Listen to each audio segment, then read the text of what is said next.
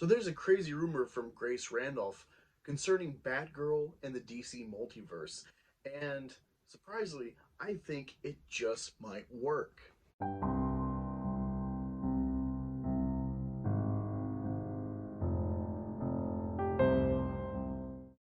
Hey guys, welcome to Black Angus Reviews, and today I got a very interesting rumor from Grace Randolph about the DC multiverse concerning Batgirl and Michael Keaton's Batman.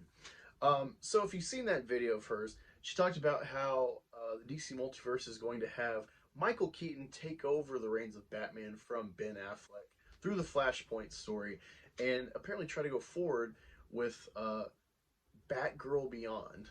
And Earth 2 will have Matt Reeves's Pattinson Batman, which is a year one kind of origin telling of Batman. And instead of doing Terry McGinnis, like I said, they want to do Batgirl, Barbara Gordon. And I actually think it can work, and I'll explain why. So, the Flashpoint has gone through a lot of writers, namely Grant Morrison, and I think Rick Famuyiwa from The Mandalorian, who's done some of the best episodes for the show, was attached in some degree to that movie. It seems it's going to be very far removed from the comic or the animated film adaptation of it, but it still sounds really interesting and a possible real contender against the Multiverse of Madness, Doctor Strange at Marvel, which is their main competition.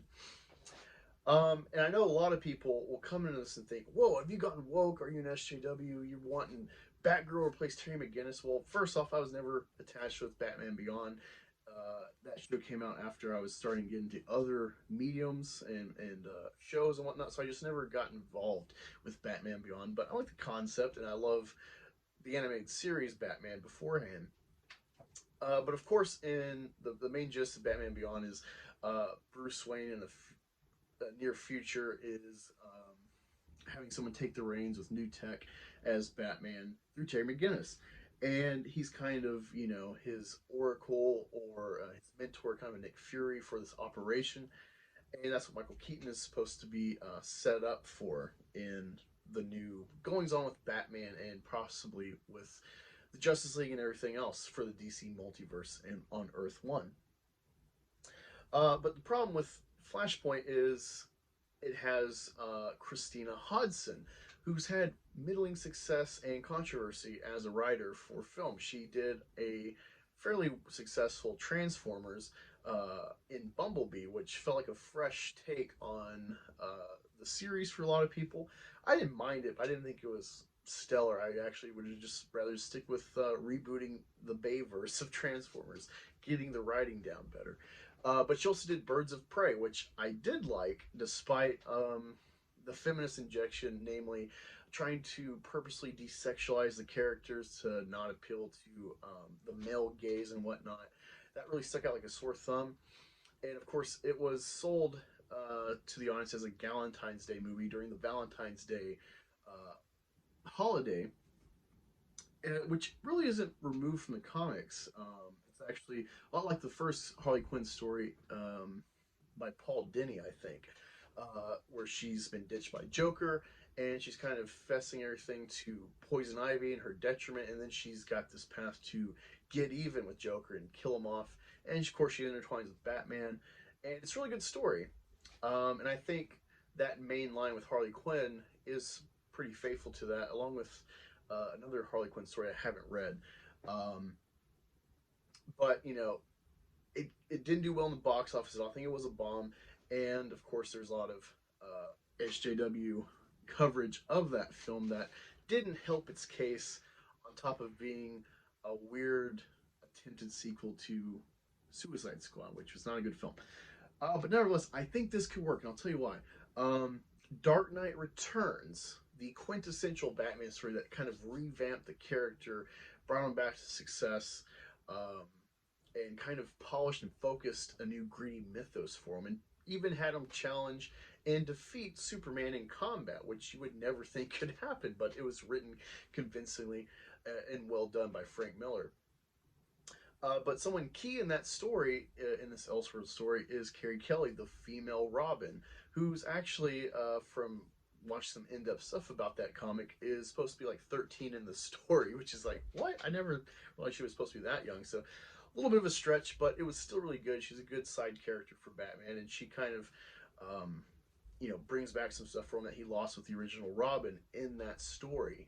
And I haven't read the middle chapter. I've never found it at the library, but in the third final iteration, the Dark Knight Returns trilogy, Master Race with Brian Azzarello, she's key of again in the story.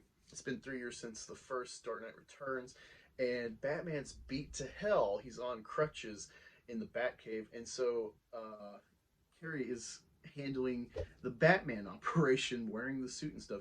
But she gets apprehended, gets her ass kicked, and taken in by the authorities.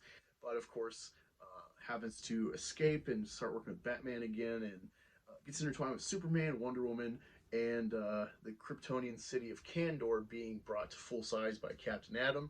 It's a really good story. I highly suggest you read it. But because of that experience as a novice comic reader, I really think that given the right direction, this could actually work, despite the trend we see in Hollywood of recasting minorities or females in male roles and whatnot, which is really to the chagrin of fans, and I agree. But I think this could be something new and fresh without agenda, despite maybe the intent of agenda by people adapting this. I think it can work if done well. I'm not a big fan of an extended Bat family, but of course, if Batman movies are successful, they're going to attempt this stuff, or at least try it on HBO Max as spin-offs, like Walter Amott has talked about. And I don't know, I get that feeling from Grace Randolph. Of course, she has not had good interactions with, I think her name's Kathy Ann, the director of Birds of Prey, and probably Christina Hodgins as a follow through with that bad interaction. So I think she's kind of got some blood in the water against these people for those hitbacks from them. But despite the failure, box office wise, of Birds of Prey, and the misfire of not making it Gotham City Sirens and staying sexy with female characters, which is what comic readers want, this can do well, especially Michael Keaton being attached. I think this will help refocus Batman. Despite me wanting Batfleck and to finally see him have his own movie to really just take over things and give us a full-blown performance after BVS, I think he's always been hampered with Warner Brothers, and it's clear because he's just saying goodbye to us through the Flashpoint. He's not sticking around. But yeah, again, Carrie Kelly, I think, is a great influence for what they could do with Batgirl Beyond. But I do think they need to do Terry McGinnis at least first off to help people transition into this new attempt with the characters in Batgirl Beyond. Let me know in the comments what you think of this. Do you think this could work like what I've kind of mentioned with The Dark Knight Returns, Carrie Kelly, Robin? Or do you think this is just SJW pandering and somewhere we should not invest in? I'm really excited to talk to you in the comments about it and to get some comic suggestions from you about what to read. I'm actually about to start reading Kingdom Come right now, since I'm not big on DC aside from Batman, but I've heard nothing but good things about this. Love Alex Ross art, so I'm really excited. Maybe I'll talk to you about it in a review. But yeah, again, be sure to like, share, subscribe. I appreciate it. You can now become a member if you wish for $5 a month. 70% of that goes to me, and I'm currently working on a comic, Meth Gator. I know, sounds crazy. It will be. If you like Punisher, Wolverine, Hulk, those type of kind of anti-hero characters, that's kind of the vein I'm going with this character. It'll be a lot of fun for you, and your contributions to this channel through any means in the links or joining will go to that war chest to help make that. So I really appreciate it. But I understand with Corona and insecurity in the job market, if you can't, just viewing helps me out. So yeah, again, be sure to subscribe, and thank you for viewing, and talk to me in the comments. I'll catch you on another video.